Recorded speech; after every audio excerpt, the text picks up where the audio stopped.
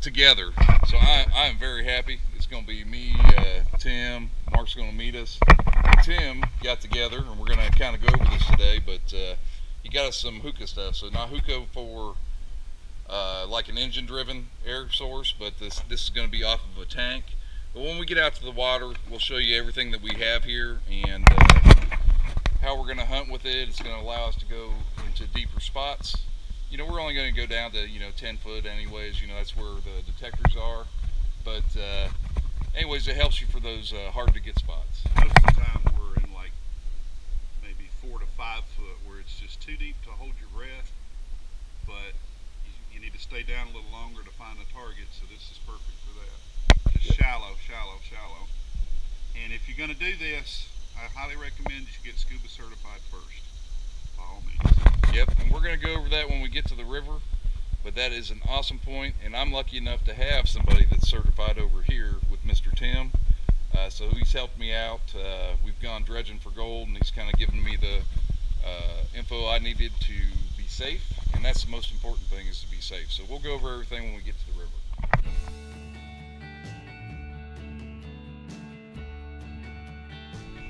Good morning, man. All right, brother. All right, man. Good to see you. Good to see you as well. I see you got the caddy. I hope it works. Yeah, probably make it easier. I actually changed out to canoe today since we got the tanks. You know, I don't know if we'll need. I don't know if we'll even get in them. I think the water's be shallow enough to walk around. Could be.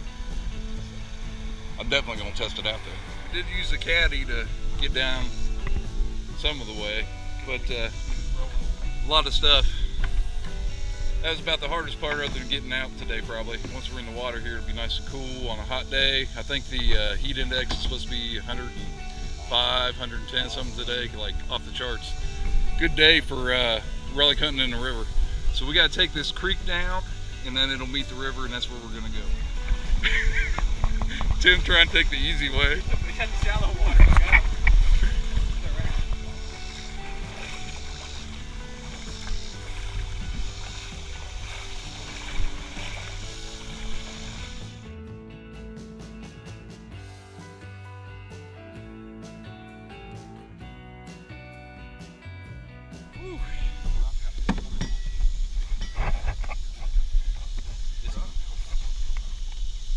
So we're going to go over a few things of what we're bringing today. For those of you interested in maybe doing a type of hookah, like Tim said back at the garage, you know, I mean, we're just talking areas too that you may be 5 foot, 6 foot, you could go down to 10 foot with the AT Pro. But it's mainly you can stay down, right? You don't have to come back up for air all the time. There's a couple things about hookah. I mean, you're basically scuba diving. Just because your air is on the surface and you've got a 30-foot hose and you're in the water, there's a couple of basic things that you got to know, or you could rupture your lungs. There's lots of things that could happen in only 5 foot of water. So definitely would not advise this if you have not been scuba certified. Ron's going to go through a class at some point. Yes. But I'm certified. I've done instructing, and so we're going to get Ron up to speed on just some shallow stuff. Mark's certified. I'm the odd man out. He will not be for long. So basically what we got is a dive tank, 3,000 PSI tank. Got a 30-foot hose. It's set up with a first stage to go to the tank, a second stage for breathing at the end. It's got a simple clip. We've got weight belts, and the weight belts have a hook where you can clip this. So you've got this clip to your side, and then you've got your second stage right here where you can throw it across your shoulder. And you can just have this off. If you get a deep signal, you can just clip it on. You've already got your air on. Your second stage is live. Pop it in your mouth, put your mask on. Even if you're in 3 foot of water, if you got weights and you got this, you can stay down and you can dog signals a lot longer. So for me, not being a certified diver, with that second stage regulator, when I take it out of my mouth and I stop breathing from it, does the air stop? Yes, the air stops. It's on demand. It's on demand. The regulator. This is your first stage. It goes from high pressure, and your line going to your second stage is low pressure. You've got other high pressure ports that you can use for other things. If you have it on a BC, different things like that, that's a lot more in depth. But this is taking it to low pressure. Your regulator, there's an adjustment in the first stage, and there's an adjustment in the regulator. that determine how easy you flow with air. You do it on the surface, it's a little bit, you can feel you have to pull just a little bit, but once you're in the water, it changes the pressure on the second stage and it actually pushes air. Because you can add, if you've ever taken a hose pipe and try to go 2 feet underwater with a hose sticking up and breathe through it, you can't breathe. There's too much air pressure, just 2 foot, 3 foot on your chest. But with this, it actually, as soon as you initiate the breathe, the draw, it releases and it lets the air come in, and then when you stop breathing, it stops. It's a pretty fine adjustment, but you're good to go there. The biggest danger with this that people need to know about is if you hold your breath at the surface and go down to say 5 feet, that air in your lungs is compressing as you go down. You come back up and it's expanding to your lung capacity. If you go down at 5 feet and you're breathing this and you take a breath in and then you freak out and you drop your regulator and you come up holding your breath, at 5 feet that air is going to double and you could rupture your lungs. You could kill yourself real quick. And so what you have to remember when you're doing scuba is that you're always breathing in and out. You don't ever hold your breath. You're constantly doing a little inhale in, a little inhale out. And when you come out, you always want to be exhaling or breathing. If you have to drop your second stage and you have to come up abruptly for some reason, you always want to do it with an exhale as you come up. And then it gets much more involved from that if you go deeper. And if you take the scuba class, you'll definitely get initiated to all that.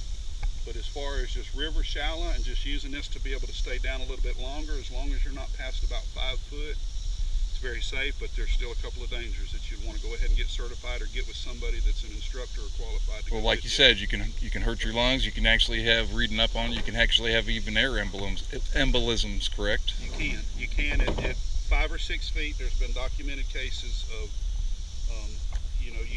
you go out in a river and you get into a coin spill or something and you spend like 4 hours just constantly under the water and not taking much breaks, and that can build up like a deep dive. I mean, it's just all stuff to take into consideration. I don't log what we're doing here as a dive unless if I'm going past about 5 feet, 10 foot's kind of my limit, what I'd call a dive. So anything 10 foot, then I'm going to log it as a dive, and then you can keep up with your, with your off-gassing. Now, Tim got us all the gear for Mark and I, which was awesome. Thank you, Tim. He was set up last year. He got the tanks. Now, it's important on the tanks, and Tim will tell you about this, but they've got to be certified, and it's very important that they're only filled by specific, be it dive shops or whatnot. You don't want any oil or things to get in there. I'll let Tim explain that, but there's a few things about the tanks, too. If you go to buy a tank, the main thing is you want to look at the hydro dates and the stamps on it. They get a visual inspection. They can get a visual inspection every time they fill it.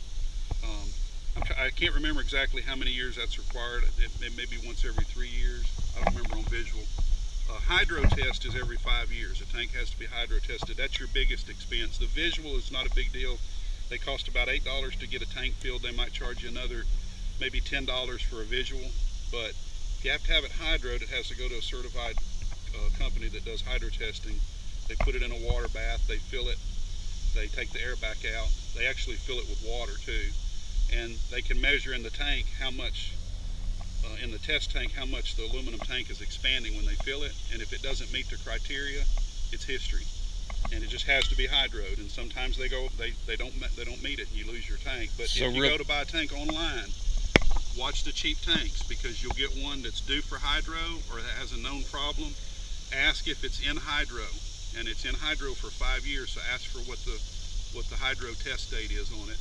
And try to get one that's in hydro. The visual inspection and that stuff doesn't matter, but you don't ever want to let a tank go empty of air. You always want to leave at least about 50 psi in it.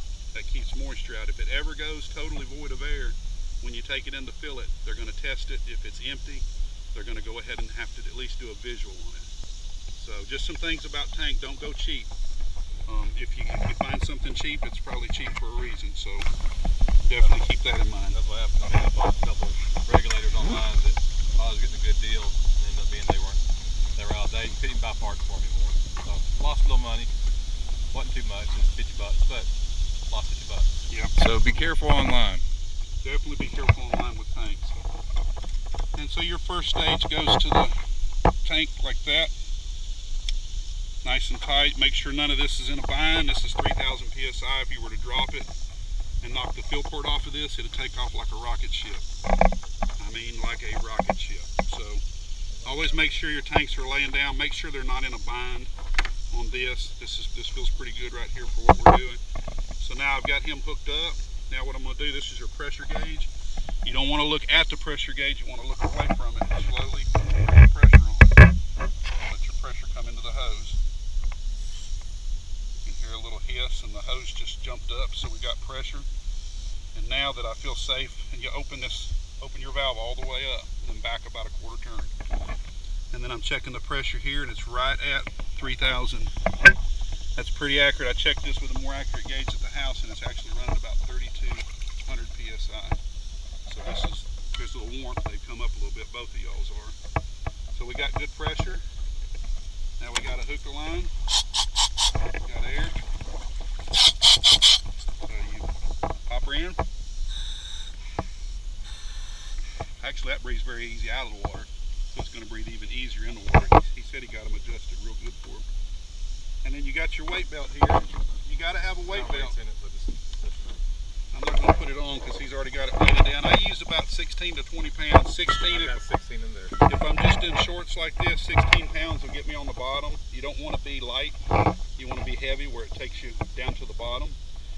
With your weight belt, you always want to use something with a quick release. Either a vest that has dump pockets or a belt like this. You put this on, you've got all the weights in this, and your regulator, your second stage is going to attach right here with this clip. It's going to attach right here. So then you've got your weight belt around your waist, you got your regulator second stage right here. You can unclip it, put it in the boat, and you can use the weights to walk around to keep you positive traction. And if you're shallow, you can go down and hold your breath and still get stuff. These weights will keep you from floating. If you get in a bind, you hit a deep hole, something goes wrong, you've got to de-weight quickly. With this type of belt, you just reach right here, you pop that, and the whole weight belt's just going to hit the ground in the river. And you're going to be free to swim or to come up or whatever you got to do if it's an emergency situation. You can always come back and find these. Don't worry if you leave it in the river. Just take note where you left it. You got a metal detector. Come back and find it. So that's about it. Pretty basic. Get scuba certified. Have some fun in the river. And with these hookahs, you can dock dive. You can do lost item recovery. People drop stuff off boat docks. You get good at it. You get comfortable with it. Sky's the limit. It's a lot of fun. Good deal. Let's go find something. I was getting Ron hooked up and we thought we'd show the stamp with punches, the hydro dates. This is an 01, 8 of 01. Here's another one, 1106. Here's another one, 2012. And what typically happens is they'll shoot a little paint over the old ones, and the newest hydro, they'll box it out with some paint. And this one's March of 2015, so it's good for 5 years. So 15, 16, 17, 19, 20. March of 2020. Yeah, so they get another, let's see, 15, 16, 17. 2.5 years or so. 18, 19, 20. Yeah, so you get 3 years on it. In 2020, it's got to be rehydroed. And then as far as visual inspection, whenever they fill it, they'll put this type of sticker on it. This says visual inspection. If they did an eddy test, they'll mark it there. And this was in 10. It's October of 2016. And this sticker only goes to 14, so what he did was he just punched one of the numbers out and put a 6 beside it. So that's understood as 2016. So this was visually inspected last year, and I'm pretty sure visual inspections go every 3 years. Don't quote me on that if I'm wrong. Just a minor mistake. Go to get a field, they'll tell you what it is. And like I put in the beginning of this email, this information is just to show you what we're doing. It's not, this is not for just you to do. As you do what you want to do. We're not total experts. You have to take your own risks and whatnot. We just wanted to show you what we do. And what we're...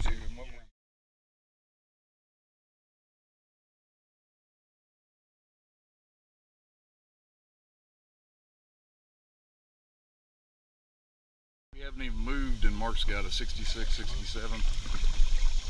We'll find a bunch of them fishing weights. But that's about the same amount of lead as a bullet, so it comes in. Comes in the same.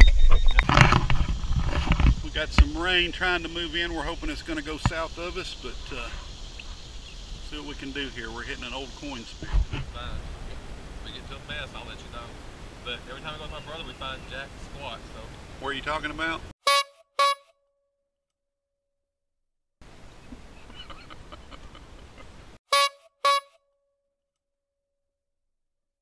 Buddy, meet us there.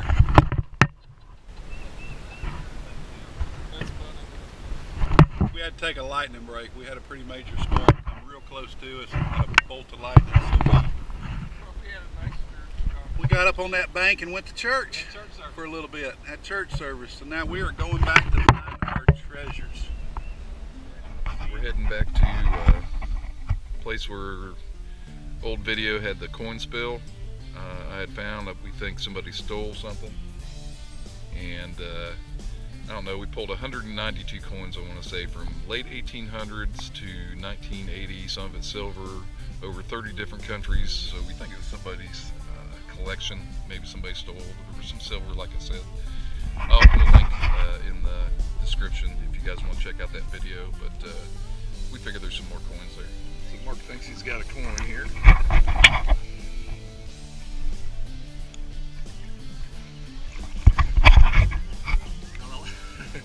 I picked it up with the same hand that had the pinpointer in, and I dropped it, so I'm gonna have to find it. Alright, man, we'll watch you find it. Okay. Good thing you got a metal detector. Well, we're looking around. I don't know if this is the same one. We got a 6065 signal.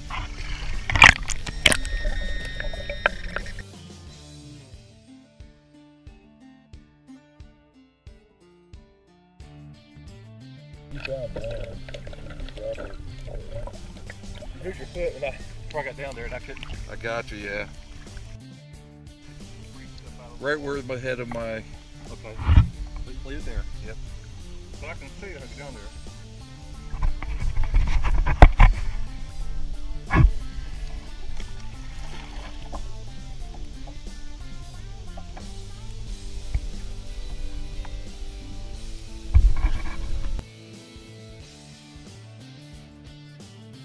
So it is a coin. Yeah.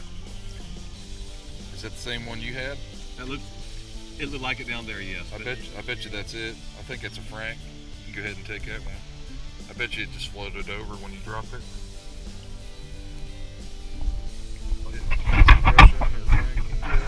French.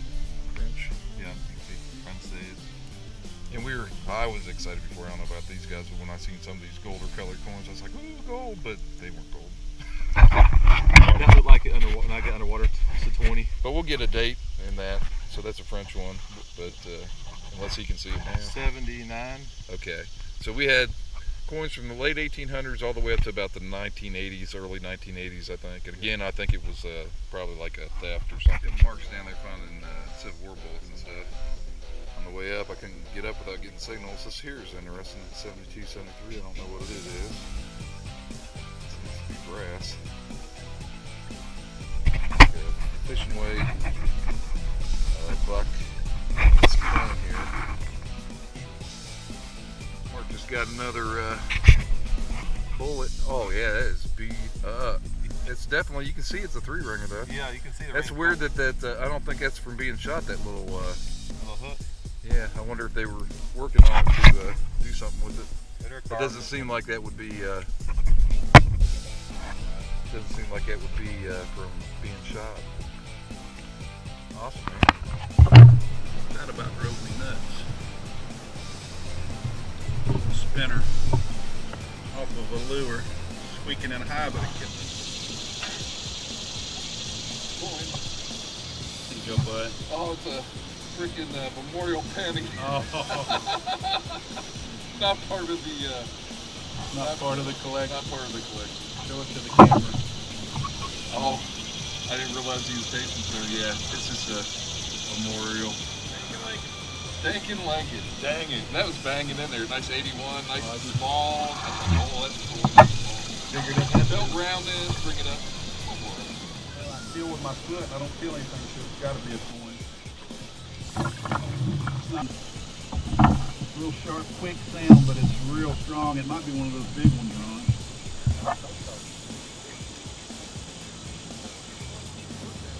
Yeah, that's the one that's down there.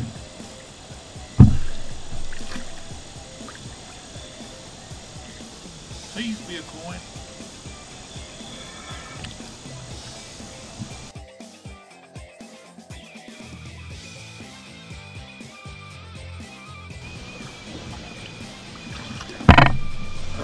It's a coin, but maybe getting Ron's luck here. I think it's a Merc. It's a Merc. I thought it was just a regular dive. I thought it was a Roosevelt. Yeah, it's pretty. It's not as black. There's a lot of mineral in this water, y'all. So whatever reason, silver's been coming out like black almost. But it's a Merc.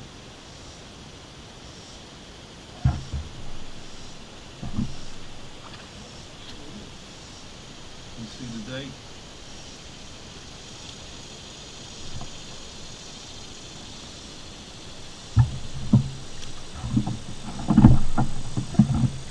That thing's screamed in it. Actually hurt my ears. JT Pros with no volume.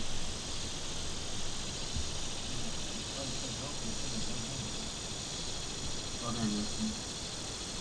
44. 44.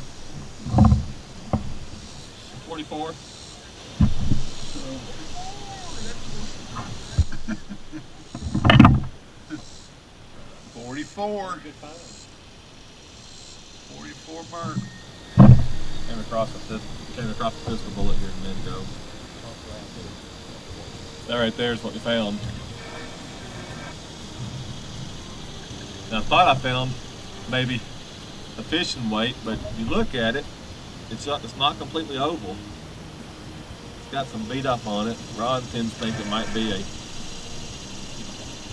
bullet that just got beat up and chewed up over time. Which I hope they are. That was a ship. I didn't know what was happening over here. You thought Tim was making fun of These guys over here are making a racket. I just went down and dug a fishing weight, and it's like the water temperature is like 80 degrees at the surface. 3 feet down. Oh yeah, it's chilly. That's what Tim just dug up. Tough to be bald in the river, you always got to wear a hat. That is a 3-ringer. And it has been banged up big time. Floss on it.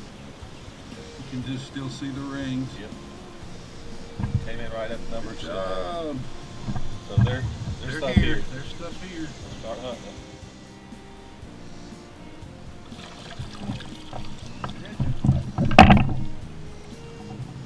Another wake here, I believe, with a 60 signal.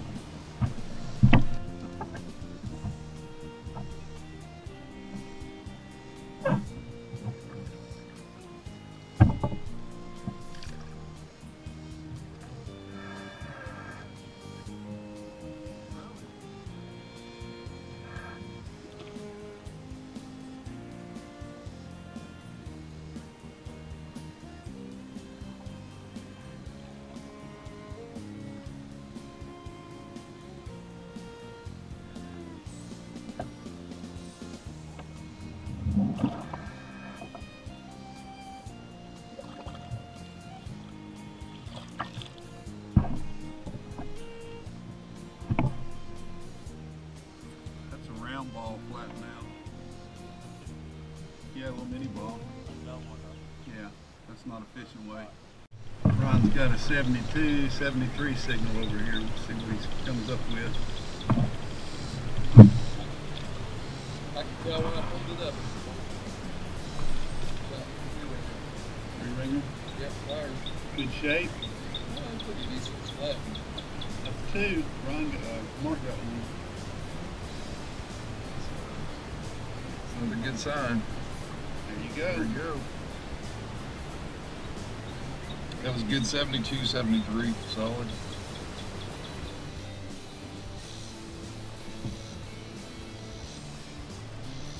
Definitely a flat buck.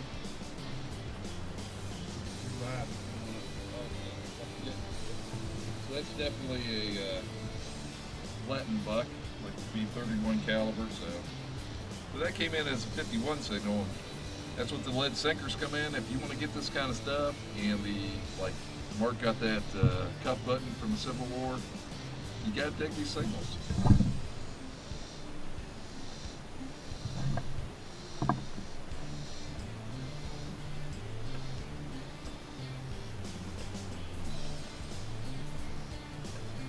Just a bullet. 64, 65. Now these are the size of the grommets. This is possible Civil War. They put them on their rain ponchos and their tents. So that's possible Civil War right there. If that's a button or a nail, I think a part of a little button maybe. Button. I just got a grommet, which might be off a poncho or a tent from Civil War. Came in about a 65 signal. Yeah, if this is a button, it's severely worn. It's a small button. That's the back side of it. You can see a little knock right in the middle. It was coated with algae on both sides.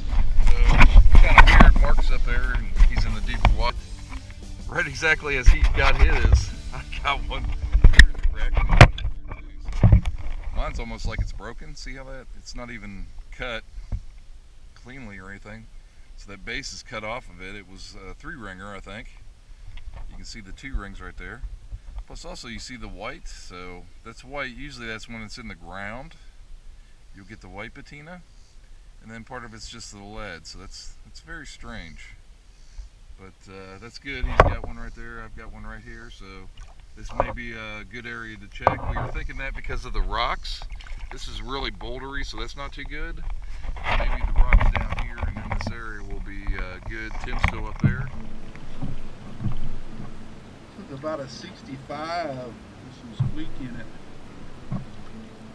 We got a gold coin. Maybe it's a gold colored coin. It's another one of those world coins. Just lighten up the foot down here. Yep.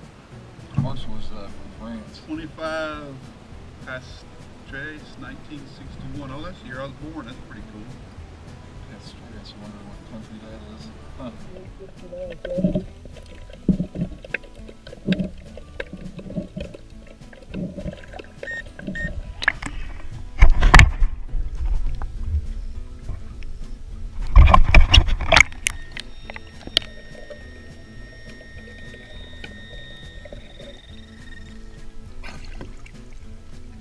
You want suspense? Because if I was a blind man, I could just feel this and say, Mark's got himself a bullet. Bam! Boys and girls. A 3-ringer. There we go. Nice, man. You could just tell. Thank you, Ron. You could tell just feeling it, man. You knew it was and nice. just picked it up. Awesome. We look different now. I don't think we look younger or slimmer. We just look tired. Tim's still coming up the creek.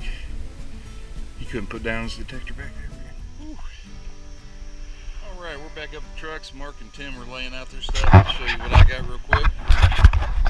Got some fishing lures, buzz bait. These always come in good.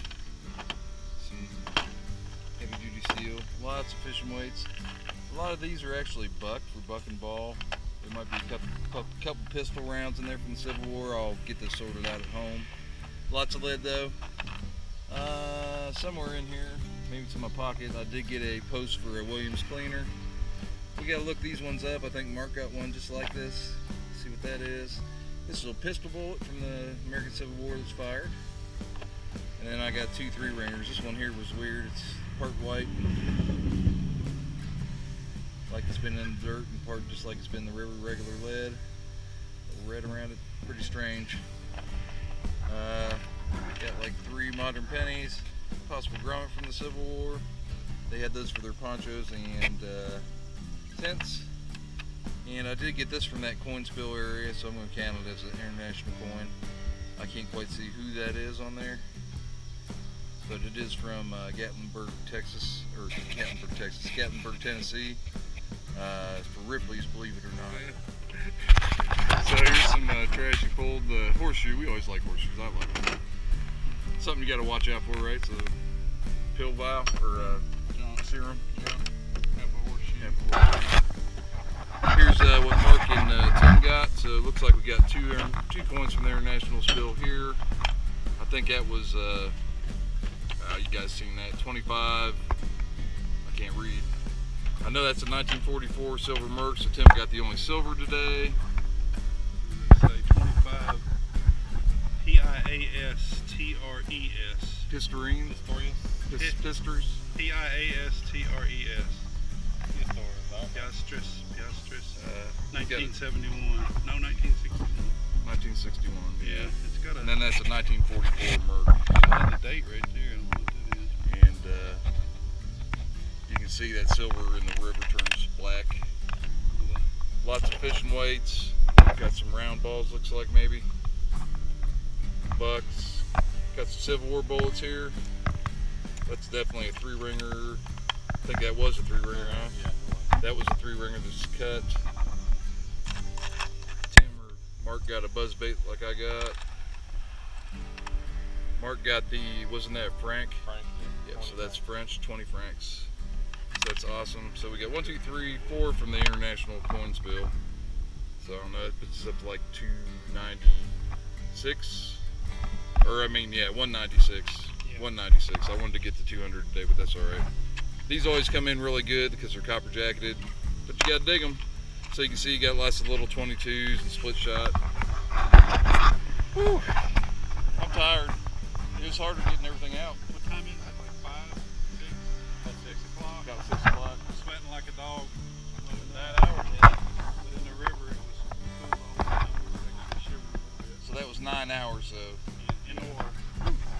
but we had fun. We got to try out the new Hookah Gear that Tim got for us. So that's awesome. Hope you guys learned something from that if you're interested in that. And have a good one. We'll catch you on the next hunt.